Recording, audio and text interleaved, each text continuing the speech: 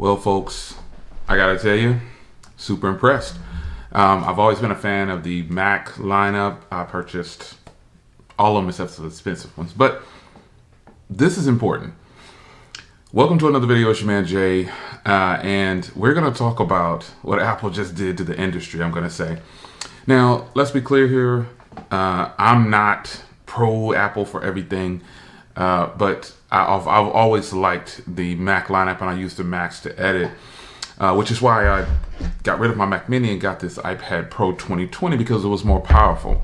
But basically, what you saw today is you saw the the MacBook Air, the Mac Mini, the MacBook Pro all catch up to the iPad Pro, and that's the way I interpreted that because fanless, it's powerful, more powerful than my PCs that I have. That's not a joke. It's not a sales pitch, which is why I predominantly edit on an iPad Pro 2020, and I've even edited on the iPhone 12. I like the updates to the iPhone 12 iMovie, by the way, and I'm using iMovie. So I stopped using Final Cut Pro, and ultimately, I feel like Apple pretty much gave a wake-up call with the pricing. Now, if you go to Apple's website right now, you'll see the Mac Mini now starts at $699 and 256 gigs of storage, and then the $899 price is for the 512 gig version. This is incredible because, and first of all, you can order right now. They're not holding back. It'll be available next week. It'll get to your door next week, so that's good. But I'm more excited that Apple is getting the pricing right because Apple's products are really expensive. And I think the reason that they are selling these for such a low cost is because, well, they're going to sell a boatload of them. They know that consumers who have the Intel versions are going to switch over and want to trade in and do all these other things and get these new M1 chips. These M1 chips are sick, just flat out sick. There is nothing better than being able to edit quickly and to get things done efficiently. When you do a bunch of edits on my channel, obviously in the last 6 months or so, I've toned it back. I've said it a billion times. I got some things I'm transitioning through, and blah blah blah. My personal life is my personal life. However, if you know me, you know I upload a lot of videos. I do a lot of videos, and I don't do like very heavy editing in my videos overall. Sometimes I have to, but more importantly, I don't do as much 4K now, and I'm going to switch back to doing 4K. But I think 4K is just, even if I don't do 4K, I can do videos like this with a great lens, and you get quality footage. But I think that when it comes to what Apple just did to the industry, and it's not a shot at any other company, I think it's just Windows. I don't like Windows PCs that much. I like Windows laptops now. I've got a couple laptops from Windows, and they actually are pretty good, but I prefer Chromebooks over everything. Chromebooks start up instantly, and that is what I'm afraid of. I'm afraid that Google needs to do something with their Chromebook line if they're going to stay in that industry and stay out front, because Chromebooks are everywhere, and they are affordable. However, what Apple just did with the MacBook Air, especially the Mac Mini, that is what I'm leaning towards, the Mac Mini, because I have a 144 hertz monitor. I have and it's a 28-inch widescreen, 144 hertz curved monitor, and I have a 34-inch widescreen monitor. I can run all those things from the Mac Mini with ease. And I'm more impressed with how they price these things and what these chips can do. One thing that was interesting in this whole setup of the M1 chip and what it could do is that it can pretty much run what's on this phone and my iPad. And I think that's really important. You can now have all those apps. That's why I was in my group, in my Smartphone Conversations group, I pretty much just said, this is nothing more than the iPad Pros in computer form. And this is what we expected, but a little bit more powerful. So I'm really excited about this. And how can I say it again without being, the pricing is ridiculous. They have done a great job with the pricing on here. This Mac Mini starts at $699. And you know how many people are going to buy that? They're going to give up their old. Thank goodness I sold my Mac Mini when I did. I mean, I had the $1,000 or $1,100 version, and I sold it for, I think, $700 or something like that after having it for 6 months. But Apple only wanted to give me like $5 or something like that. So case in point, I sold that and I got the iPad Pro to hold me over until the next version of their chip came out. And I'm impressed with what I saw. today is a historical moment because now you have the MacBook Air, who, people said that was the worst one to buy. That thing now has up to 18 hours of battery life, and it's going to perform fast. That is the most important thing. You're going to be able to do everything you want on a MacBook Air. And Apple knows that, and to me, honestly, why would I buy a Pro at this point? But I know they have to keep that in the lineup because they have all that extra hardware. That's what it is. But why would I keep that in the lineup? Because I got to sell those too. But the Air and the Mini, now we haven't even seen the other versions of their Macs, the iMac Pro. All these things are going to get these even more powerful chips, and they're going to push this as far as they can. This is going to be crazy, but they're going to do it. I am particularly excited to know that it's going to take a few years for them to get all these in the lineup, but I kind of feel bad for those people who didn't sell their Intel versions or who just bought the Intel versions and didn't know that these M1 chips were coming. You had to have known at some point or another that these were coming, or maybe you didn't, because a lot of people don't shop and then turn right around and just start looking to see what's coming. So I think Apple has done right by their customers with the Mac Mini in particular, because there are a lot of Mac Mini owners out there. Shout out to Grant S. And I believe T. Frank still uses a Mac Mini. Grant has a built Mac Mini, I believe. If you don't know who Grant Ed is, Grant S is. Just search Grant S on YouTube and you'll find him. Great editing skills for him. This will be a huge boost for him if he decides to get one. And then T. Frank is another person that uses a Mac Mini, I believe, and she has great editing skills. And I just feel like, and I think I was gonna call her Scrumptious. Haven't used it in a while. Kimmy, I think she uses a Mac Mini as well too. But more importantly, I think that for the people that use the Mac Mini, I loved my Mac Mini, but I bought two of them. I think I had two versions of it, I'm not sure. But nonetheless, this is a huge boost for people who have all these keyboards and mice that they want to use. I mean, I got the Mac version of this, and check my booyah.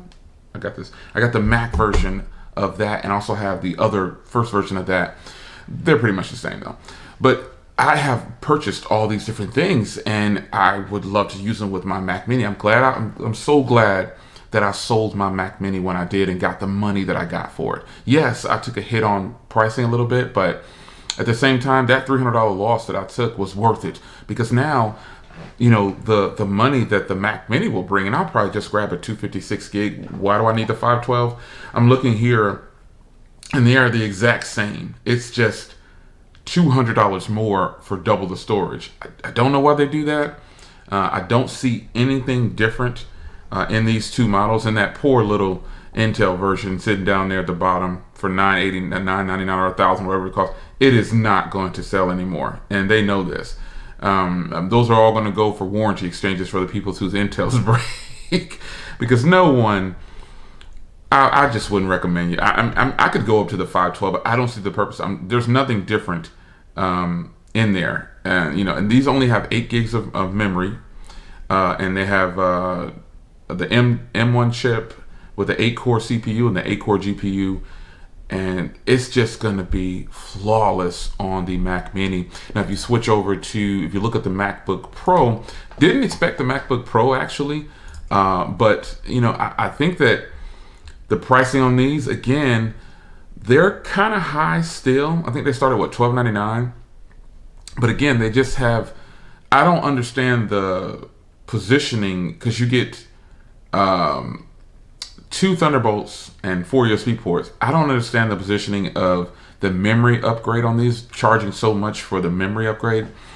Because again, they all have 8 gigs of RAM, pretty much. So unified memory. It's just a storage change on here for the extra money. So that's kind of a fail in pricing to me. But overall, I think that Apple has done a fantastic job with trying to compete with the industry and what they're offering. Like, I wouldn't tell anybody to buy the older versions of the Mac at this point. I would tell them if you want a laptop, I would say get the MacBook Air. You can grab that thing. They have it starting at $1,000. That's just unheard of. And again, they have that transition for memory. I don't understand why they're doing that, but memory options, they're going to charge you, I guess, that Apple tax, people call it, for that double of storage. So, I mean, you can buy, I use these all the time. I use these Samsung chips right here. These are great. These are the way to go when you want extra storage, because you can edit right off of those and they are fast.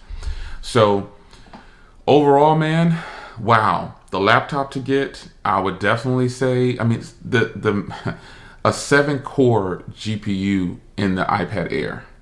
Fanless. And like I said, it's basically an iPad Pro upgraded with a keyboard and a different screen, basically, you know, the full computer experience. But for $1,000, yeah, they know that they're gonna sell a boatload of those, and people should just transition to Mac now. There will be a phase out, obviously, of the Intel chips, but I'm just happy that I got rid of my Mac Intel products. That's just what it is. Now, again, I do have, actually just, I just got a laptop, a new, I'll show that later. You've already seen my gateway. It's pretty dope. It's not fanless, and when I'm working it, not really working it that hard, but that fan kicks in, it spools up. Great laptop. I will give you a follow up on that.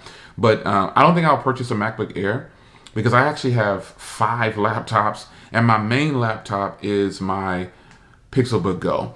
That is my favorite laptop of all the laptops I have. But I do have something I'm going to share with you guys later on in the coming weeks, as far as my latest purchase in a laptop. And you'll be surprised. Yes, it is a Windows laptop, but at the same time, this was one that I really wanted to check it out, because I like Windows laptops for certain things. I like that I have all these ports on Windows laptops, HDMI, Type-C, all these extra USB ports.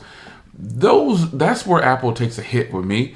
I prefer that when I'm on the go, because I can plug into, if I'm in a hotel or something, or just anywhere, and I want to plug this into a larger display.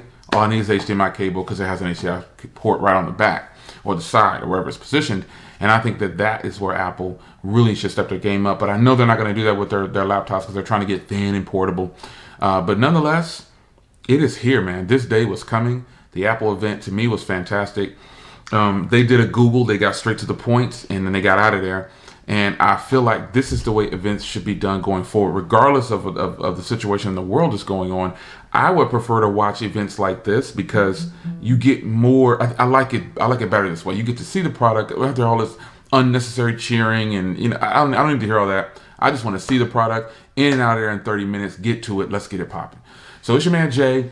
What do you think about the latest things from Mac? I mean, and then Big Sur comes. Big Sur comes what, on the 12th? It said. So exciting news. Mac Mini, MacBook Air, MacBook Pro, iPhone 12 Mini here. At the recording this video Friday, my iPhone Mini will be here. So I'm excited for Apple things. Still Team Pixel. Still got my Fold as a daily. These are dailies. But as far as the Mac goes, I am really excited that they did this. It's your man Jay. Hope you guys enjoyed. I will be bringing more videos, more vlogs, and stuff like I normally would do. Getting things organized, and we're going to be back on track 100% by 2021. So I hope you guys had a great time watching the event. Hope you enjoyed this video, and tell me what you think in the comments. Take care.